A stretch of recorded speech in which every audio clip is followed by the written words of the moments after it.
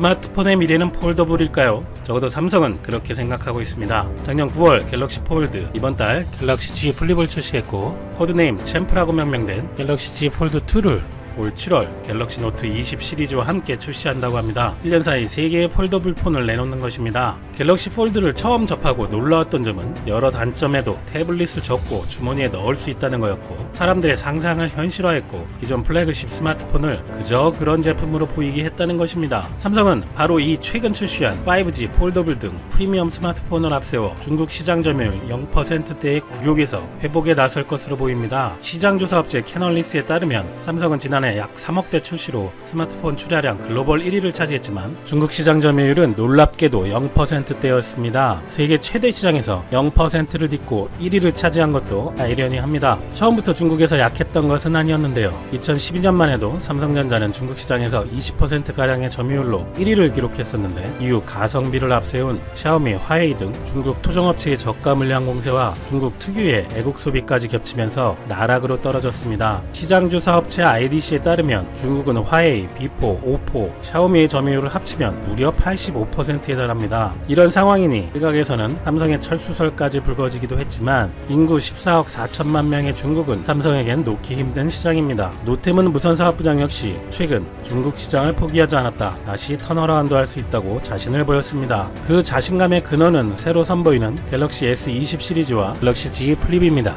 중국에 앞서 유럽, 동남아, 미국 등 해외에 먼저 선보인 갤럭시 S20과 Z 플립의 시장 반응은 좋습니다. 특히 갤럭시 Z 플립은 미국, 싱가포르, 스페인, 프랑스, 아랍에미리트 등에서 출시 직후 모두 완판됐었습니다. 1억 화소, 100배 줌의 괴물 카메라를 장착한 갤럭시 S20 울트라와 새로운 폼팩터를 선보인 갤럭시 Z 플립과 맞설만한 새 스마트폰을 내놓을 중국 업체가 없다는 점도 희망적 대목입니다. 중국 스마트폰 시장도 침체되는 분위기지만 폴더블 폰을 향한 관심은 계속되는 분위기였는데요. 그리고 드디어 갤럭시 Z 플립은 지난 27일 밤 온라인 판매를 시작한 지 9분 만에 매진됐습니다. 삼성 온라인 매장과 티몰, 징둥닷컴, 수닝 등 특정 채널의 경우 25초 만에 완판된 것으로 알려졌고, 국내에서 서버 폭주, 되파리가 발생할 정도로 인기를 끌었던 톰 브라운 에디션은 중국에서도 3분 만에 품절되었고, 삼성은 다음 달 3일 2차 판매를 시작한다고 공지했습니다. 국내 시장에서 갤럭시 Z 플립 초도 물량이 전자 갤럭시 폴드의 약 10배 수준임에도 당일 구매는 어렵고 기다려야 한다는 상황이어서 중국에서의 흥행도 예견되었습니다. 얼리 어답터의 상징인 아이폰 이용자들까지 홀려서 다음에 나올 아이폰을 기다리고 있던 사람들조차 이제 아이폰 디자인은 거기서 거기다. 갤럭시 Z 플립은 독특한 디자인 때문에 끌리고 가격도 비싸지 않고 휴대하기 편리하다는 의견이 많습니다. 갤럭시 폴드가 대화면을 선호하는 얼리 어답터들을 공략했다면 갤럭시 Z 플립은 여성 아이폰 이용자들까지 끌어모으고 있는 것입니다. 이에 삼성전자 글로벌 스마트폰 점유율의 반등에 대한 기대감까지 높이고 있는데요. 갤럭시 Z 플립은 기술력을 선보이기 위해 출시한 1세대 폴더블 폰 갤럭시 폴드와 달리 돈을 벌기 위해 만든 제품이라는 것입니다. 대신들도 Z 플립에 극찬을 하고 있습니다. 위아래로 접히는 클램셀 형태는 전작인 갤럭시 폴드에 비해 개선된 화면 주름과 콤팩트한 디자인, 힌지 부분의 성능 개선 등에 극찬을 하며 경쟁작인 모토로라 레이저보다 훨씬 뛰어나다는 평가를 하고 있습니다. CNN은 아카데미 시상식에서 Z 플립 TV 광고 영상이 공개되자 영화 기생충이 오스카상을 석권한 것만이 놀라운 것이 아니다, 삼성전자가 새로운 플립폰을 공개함으로써 충격을 안겼다며 극찬을 했습니다. 앞서 갤럭시 Z 플립과 맞설만한 새 스마트폰을 내놓을 중국 업체는 없다고 말씀드렸습니다만, 사실 중국에는 화웨이의 메이트 X 시리즈가 있습니다. 화웨이는 지난 26일 메이트 X의 후속작 메이트 XS를 자체 온라인몰에서 예약 판매를 시작해 하루 만에 30만 명을 넘고 29일 기준 약 47만 명이 예약을 했다고 밝혔습니다. 그런데 말입니다. 화웨이는 전작인 메이트 X 때도 중국에서만 매월 10만 대씩 출고하고 있다고 밝힌 바 있는데, 중국 화웨이 매장에서도 메이트 X의 실제 모습은 보기 힘들고 그 흔한 유튜브 사용후기조차도 없다는 중국 네티즌들의 증언이 이어지고 있습니다. 그래서 이런 예약량 발표에도 과연 실제 모습을 볼 수 있을지 의문이라는 말도 있을 정도입니다. 이런 의구심을 가지는 또 하나의 이유는 과연 화웨이의 메이트 시리즈가 잘 팔릴 만한 요소가 있는가 하는 근본적 물음입니다. 최근 화웨이의 메이트 XS의 공개 반응이 아주 시원치 않았기 때문입니다. 원래 세계 최대 모바일 박람회인 모바일 월드 콩그레스에서 신제품을 제품을 공개할 예정이었지만 최근 세계적 문제로 취소되자 나홀로 온라인으로 메이트 XS 공개 행사를 강행했었는데요. 그런데 공개된 내용은 메이트 X의 외관은 전작 메이트 X와 동일합니다. 화면을 안으로 접고 펴는 갤럭시 폴드와 달리 화면을 바깥으로 접는 아웃폴딩 방식이 적용됐으며 접힌 상태에서 화면 크기는 6.6인치, 폈을 때는 8인치 크기의 태블릿 형태도 변화가 없습니다. 사양도 전작과 차이가 대동소이합니다. 배터리는 메이트 X와 같은 4500mAh 4천만 화소인 메인 카메라 화소도 크게 개선되지 않았고 전작과 같은 구성의 쿼드 카메라를 유지하고 있습니다. 디스플레이 크기나 해상도 전체적인 폼팩터는 거의 바뀌지 않았습니다.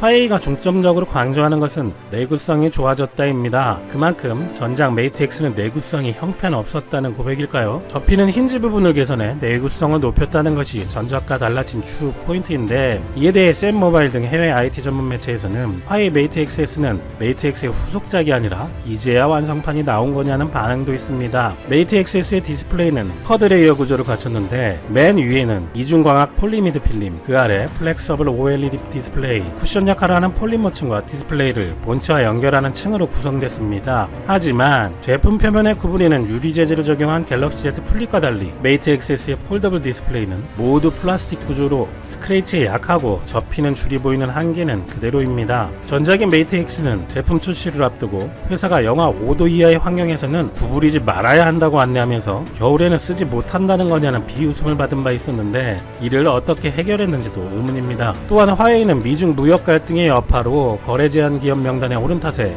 구글 서비스를 이용할 수 없어서 화웨이 자체 OS를 사용하는 것도 결정적 단점입니다. 구글 플레이도 할 수 없어서 화웨이의 플랫폼으로 글로벌 시장에 출시될 예정입니다만, 이런 불편을 감수하고 쓸 사람은 중국인들 뿐일 것입니다. 화웨이는 삼성의 갤럭시 폴드를 많이 의식하는 모습을 보였는데요. 리처드 이후 화웨이 소비자 비즈니스 그룹 최고 경영자는 갤럭시 폴드보다 다운링크 88%, 업링크는 36% 더 빠르다며 동급 중 가장 빠른 5G 스마트폰이라고 경제근심을 드러냈지만, 마케팅 전문가들은 화웨이의 가격 문제에 주목하고 있습니다. 삼성은 전작 갤럭시 폴드 239만원보다 75만원이나 낮춘 165만원의 갤럭시 Z 플립을 출시했는데, 메이트 XS는 기존 2299유로보다 비싼 2499유로, 우리 돈으로 무려 330만원에 출시했습니다. 이런 차이라면 갤럭시와의 경쟁은 포기한 거 아니냐는 반응이 나오는 이유입니다. 스트래티지 애널리틱스에 따르면 폴더블 폰 시장은 지난해 100만 대에서 올해 800만 대, 2025년에 1억 대로 확대될 것으로 예상됩니다. 그리고 현 시점에서 삼성의 폴더블 폰의 어필 요소는 화웨이에 비해 압도적인데, 핵심적인 이유는 삼성이 화웨이의 아웃폴딩 방식으로 만들었다면 이미 2년 전에 출시했을 것이다 라는 말처럼, 갤럭시는 G 플립부터 유리, 화웨이는 플라스틱을 씀으로써 디스플레이의 차이가 현격합니다. 그런데 이를 가능하게 했던 디스플레이 핵심 소재는 기존의 갤럭시 폴드나 따라하는 화웨이 메이트 X에서 사용한 폴리이미드에서 이번 갤럭시 Z 폴드에서 최초 적용한 접히는 유리 울트라 씬 글래스입니다. 그리고 이 울트라 씬 글래스의 개발과 도입에는 일본 아베의 핵심 소재 수출 규제가 큰 역할을 했었습니다. 또 감사합니다, 아베상. 투명 폴리이미드와 울트라 씬 글래스는 디스플레이에 사용되는 소재로 형태를 변화시켜도 다시 원형으로 복구되는 탄력성을 가지고 있기 때문에 두 가지 모두 폴더블 디스플레이를 제작하는 소재로 사용되는데, 기본적으로 폴리이미드는 플라스틱, 울트라 씬 글래스는 유리의 성질을 띤 소재로 생각하면 쉽습니다. 폴리이미드는 상대적으로 소재의 유연성이 좋으며 제작 비용이 저렴하다는 장점이 있지만, 스크래치가 쉽게 발생하거나 투과율이 좋지 않고 여러 번 접었다 폈을 경우 주름이 비교적 쉽게 생길 수 있는 단점이 있습니다. 화웨이 메이트 X를 접었다 펼 때 생기는 허접한 주름을 보면 쉽게 알 수 있습니다. 이에 반해 울트라 씬 글래스는 30 마이크로미터 수준으로 초박형 유리에 특정 깊이 이상 특수 물질을 주입해 균일한 강성을 확보하는 것이 핵심 기술로 알려져 있는데, 깨질 수도 있고 제작 비용이 고가라는 단점이 있지만 스크래치나 주름 문제가 훨씬 덜 발생합니다. 현재까지는 투명 폴리이미드가 울트라 씬 글래스에 비해 많이 채용됐었습니다. 작년 출시된 삼성의 갤럭시 폴드에는 일본 스미토모가 투명 폴리이미드를 양산하면 이것을 자회사 동호 화인케미 하드코팅 작업을 마치고 납품하는 구조였습니다. 이렇게 장단점이 있기 때문에 삼성은 작년 6월만 해도 Z 플립 스마트폰에 울트라 씬 글래스를 적용할지 폴리이미드를 적용할지 고심해 왔었는데, 삼성이 울트라 씬 글래스로 확정시켜버린 것은 작년에 한국과 삼성을 압박하기 위해 일본이 했던 정말 어이없는 핵심 소재 수출 규제가 적지 않은 영향을 미쳤던 것으로 알려졌습니다. 삼성은 일본이 수출 규제를 하자 2014년부터 폴더블 폰용 울트라 씬 글래스 개발에 나서 지난해 최초로 상용화에 성공한 도우 인시스를 기존 18% 지분율에서 작년 12월에 추가 투자해서 지분 27.7%로 최대 주주에 올라섰고, 이어 최근 발행 발행된 전환사채를 모두 인수하고 구본기 회장 지분까지 인수한다는 계획입니다. 거의 자회사로 만들어버린 것이죠. 그리고 삼성은 일본의 폴리이미드가 아닌 울트라 싱글래스를 사용한 갤럭시 Z 플립을 출시해버립니다. 이로써 수익 규제까지 하던 일본의 스미토모의 폴리이미드는 삼성이라는 세계 최대 매출추에다 품량도 줄어들고 바게닝 파워 또한 현저히 줄어들어 일본의 무기였던 폴리이미드의 처지는 1년도 안 되어서 안습한 상황이 되어버린 것입니다. 삼성은 또한 차기 스마트폰부터 폴리이미드 대신 울트라 싱글래스를 채택하고 장기적으로 갤럭시 노트를 폴더블 형태로 선보일 것으로 알려졌습니다. 갤럭시 노트는 S펜으로 화면을 터치해야 하는 만큼 스크래치에 취약한 폴리이미드는 적용하기 어렵기 때문입니다. 향후 울트라 싱글래스는 스마트폰에서 사용이 늘어나고 가공이 쉬운 폴리이미드는 대형 패널이나 중저가 스마트폰 또는 여러 번 구부리는 디스플레이 제품에 사용될 것으로 전망됩니다. 애플은 글로벌 유리 전문사인 코닝에 2억 5천만 달러를 투자해서 차기 폴더블 폰에 들어갈 울트라 싱글래스 개발에 나선 상태이지만 아직 개발에 성공하지도 못한 상태입니다. 한편 국내에선 포오롱 인더스트리, SKC 등이 폴리이미드 양산 체제를 갖추고 공급하고 있고 최근 출시된 모토로라의 폴더블 폰 레이저에는 포오롱 인더스트리 제품이 쓰였습니다. 그런데 최근까지 정작 일본의 스미토모 화학은 투명 폴리이미드 대량 양산 체제를 제대로 구축하지 못했다는 평가를 받고 있어서 폴리이미드의 양산 체계를 구축하거나 시운전에 들어간 포오롱 인더스트리와 SKC 등 국내 기업들이 나머지 폴리이미드 수요를 대체할 가능성도 제기되고 있습니다. 향후 폴더블 디스플레이의 글로벌 수요 시장이 급성장할 가능성이 높다는 전망이 많아 삼성뿐 아니라 국내 폴리이미드 생산 기업들도 품질과 수율 경쟁력을 향상시킨다면 국내뿐만 아니라 수출 수요 발생도 전망됩니다. 이렇게 아베의 폴리이미드 수출 규제 덕분에 삼성은 울트라 싱글래스를 활용한 디스플레이에서 압도적인 경쟁력을 가지게 되었고 일본의 폴리이미드 생산 기업은 망연자실한 상황으로 보입니다. 아베가 지난 25일 일본의 비상사태를 전면 해제하는 무모한 선언을 했습니다. 그러면서 이런 어처구니 없는 말을 내뱉었습니다. 일본 모델이 성공적이었다.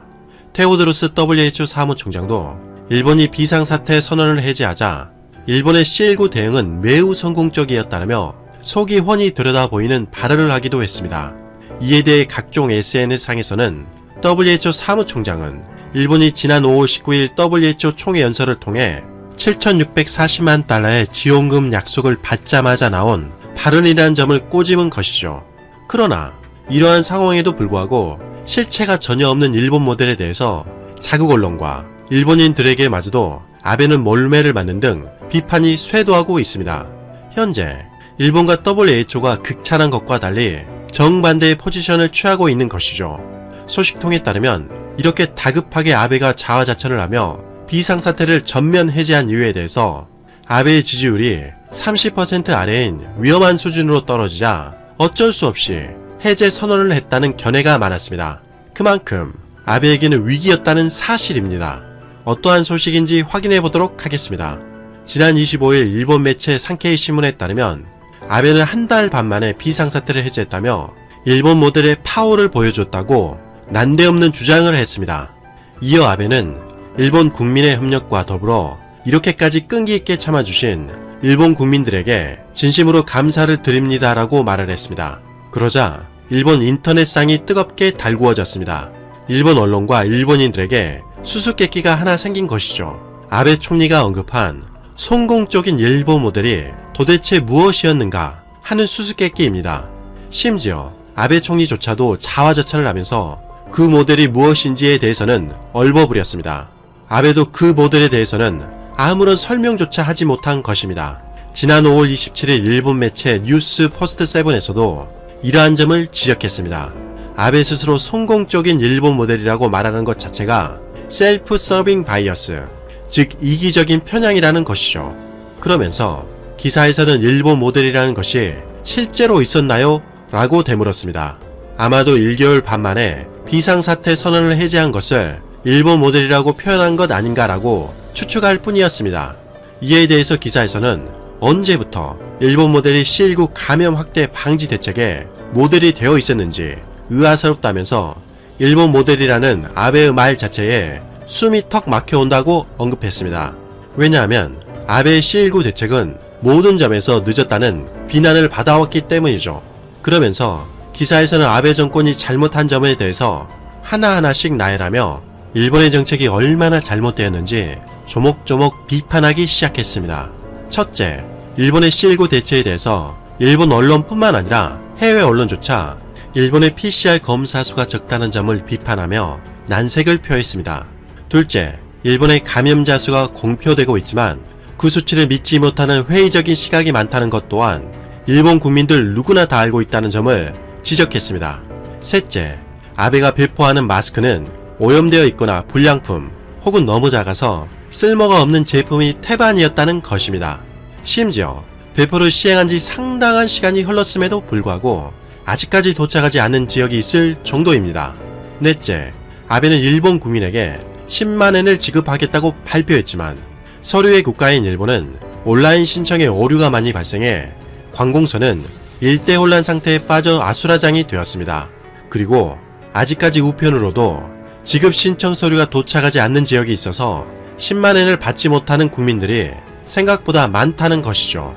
한국은 대부분 온라인으로 신청이 가능할 뿐만 아니라 신청 시간도 단 몇 분밖에 걸리지 않을 만큼 신속하게 지원금을 지급한 것과 너무나도 대조가 되는 상황이죠.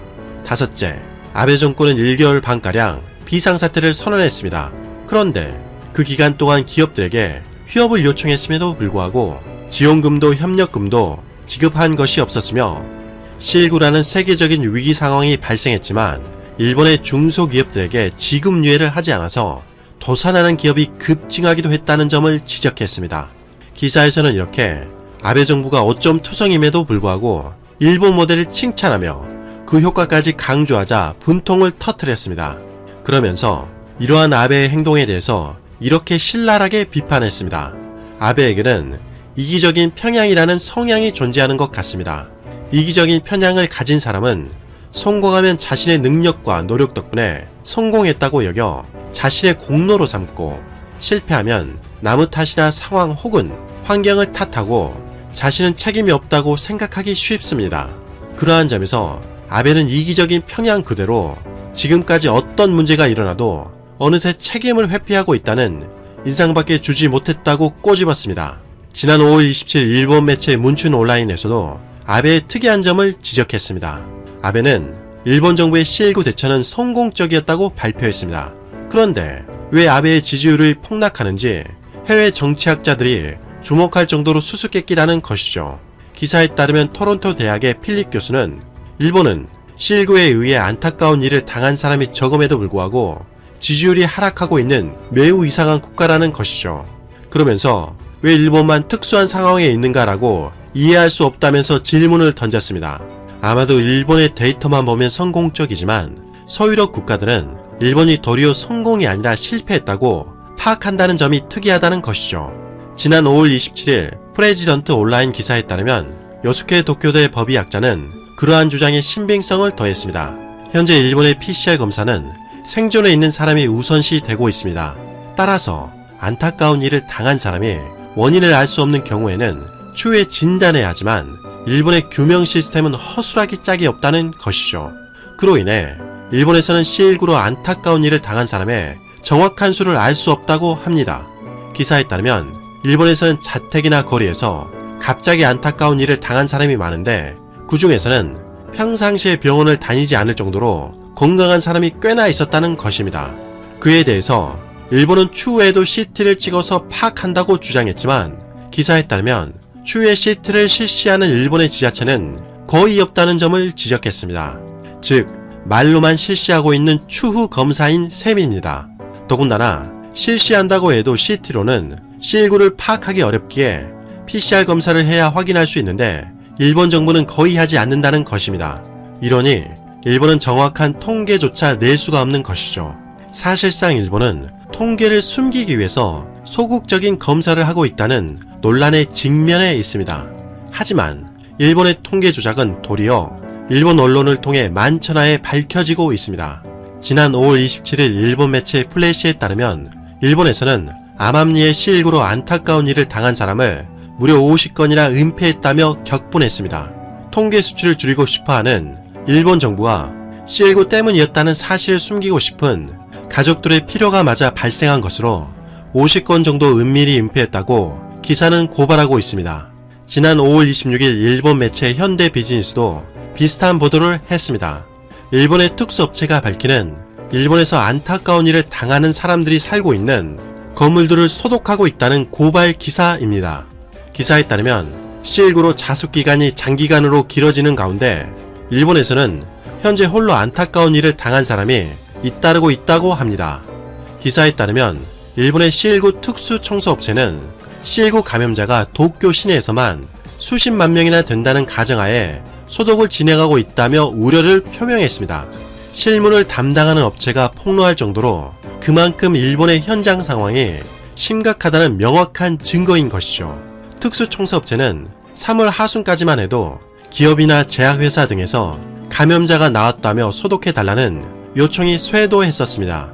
그런데 지금은 기업으로부터의 의뢰는 거의 일단락되었고 대신에 안타까운 일을 당한 사람이 살았던 건물 소독과 물건 처리 의뢰가 증가하고 있다고 밝혔습니다.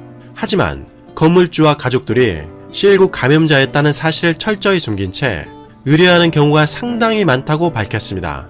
왜냐하면 C19일 경우 처리 비용도 비쌀 뿐만 아니라 소문이 퍼질 경우 건물의 가치가 급격히 하락할 가능성이 있기 때문에 은폐한다는 것이죠. 그래서 특수청소업체는 모든 경우를 가정하고 처리하고 있다고 밝혔습니다. 문제는 일본에서는 홀로 안타까운 일을 당해도 장기간 발견되지 않은 케이스가 증가해 앞으로 이러한 문제로 일본은 상당히 골치를 썩을 것이다 라고 우려의 목소리를 높였습니다. 마이니치 신문의 5월 23일 조사에 따르면 아베 내각의 지지율은 27%를 기록했으며 아사히 신문이 5월 23일과 24일 조사한 바에 따르면 29%를 기록해 2차 아베 정권 출범 이후 최저치를 기록했다고 밝혔습니다. 즉 아베 총리의 지지율이 위험수위로 급락하자 일본은 최악의 상황이 계속되고 있음에도 불구하고 비상사태 선언을 다급하게 해제한 것입니다. 손바닥으로 하늘을 가린다고 해도 가려질 수가 없는 법입니다. 결국 시간이 지나면 진실은 드러나게 되어 있습니다. 아베의 잘못된 선택을 통해 일본은 천문학적으로 혹독한 대가를 치르게 될 날이 곧 도래할 것이